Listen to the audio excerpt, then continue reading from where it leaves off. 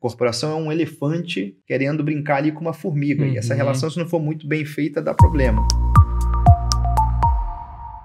As corporações, desde principalmente 17, começaram a entender que isso que a gente chama de inovação aberta, né, que é uma corporação abrir as suas portas para diversos stakeholders inovarem juntos, e aí ficou mais conhecido a startup, por motivos óbvios, né, elas crescerem muito rápido, serem muito inovadoras. As corporações começaram a pedir ajuda para fazer isso, porque elas não sabiam o valor que uma startup trazia, como relacionar com uma startup, né? Imagina que a corporação é um elefante querendo brincar ali com uma formiga, e essa relação, se não for muito bem feita, dá problema.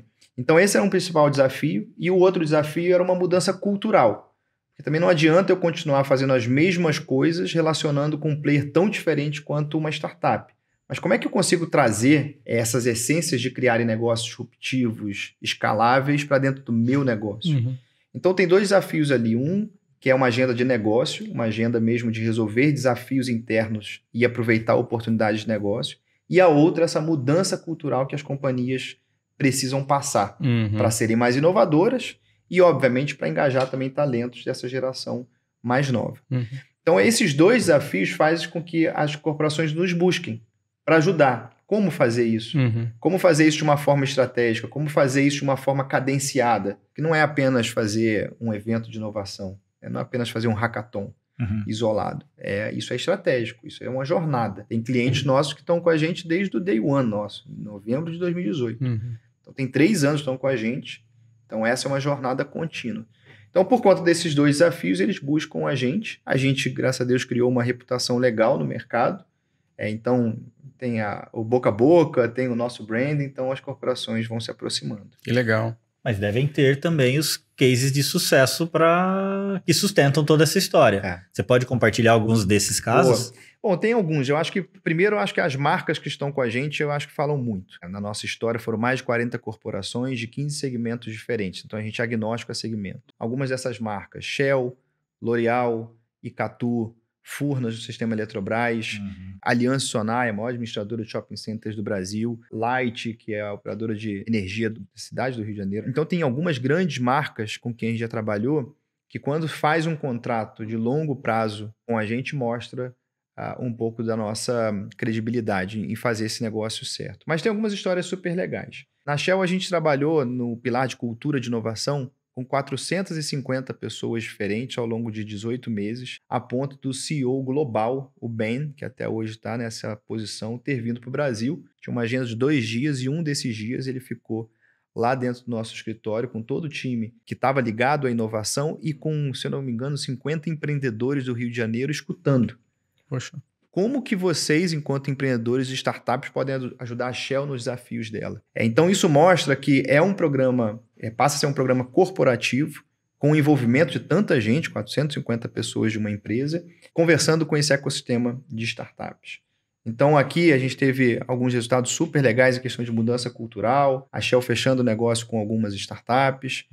Então, isso mostra um pouco de um resultado de um cliente que já tem uma estrutura de inovação global, mas no Brasil tinha desafios muito específicos. Acho que a Aliança Sonai é uma outra conquista super bacana. A Aliança Sonai, eu lembro que quando a gente começou a conversar, tinham 2 pessoas só que estavam nessa agenda, que eram pessoas super corajosas e provocativas dentro de uma estrutura que não dava muita atenção ao que as startups poderiam aproximar. Então, no primeiro ano, ali com a Aliança, a gente estava muito focado em colocar essa agenda de inovação na cabeça da liderança e, obviamente, da companhia como um todo. E algumas coisas aconteceram ali. Acho que no primeiro ano, eles fecharam um acordo com 5 startups diferentes. Esse programa de cultura de inovação com os colaboradores chegou à camada dos shopping centers do Brasil. Eu lembro que a gente teve um evento, que é um evento de liderança que acontece anualmente, uma convenção na Bahia, e eles premiaram uma pessoa que era mais inovadora da Aliança Sonai, que era do shopping center de Manaus. Ou seja, essa pessoa nunca ia ser vista se não fosse uma competição como essas. E agora, 3 anos depois, a Aliança Sonai constitui a AlsoTech, que é uma empresa focada em tecnologia. Eles colocam como uma aceleradora de negócio, uma aceleradora digital da Aliança Sonai.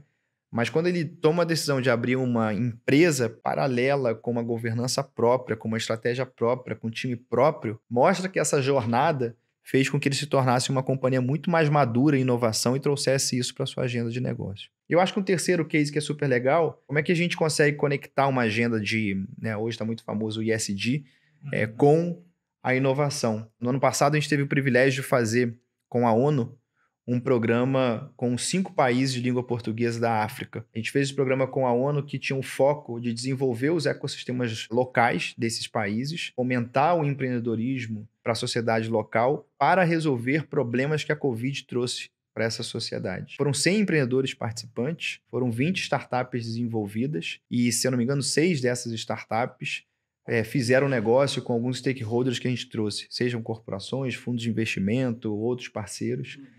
Foi um programa de 7 meses, aproximadamente. E ali a gente teve N situações interessantes, né? Primeiro, tinham muitos empreendedores que não tinham infraestrutura para conseguir se dedicar. Então, eu lembro de um fato curioso que eu participei, de um empreendedor que ele estava no celular para ouvir o áudio e num outro aparelho para ver a tela, porque ele não tinha um aparelho que conseguisse ver as duas coisas. Mas, ao mesmo tempo, ele estava ali engajado num programa que era, no final dos contos, global, para resolver um problema que ele estava vivendo na sociedade dele. E esse foi um programa que causou um super orgulho nosso ali, porque era um momento super difícil.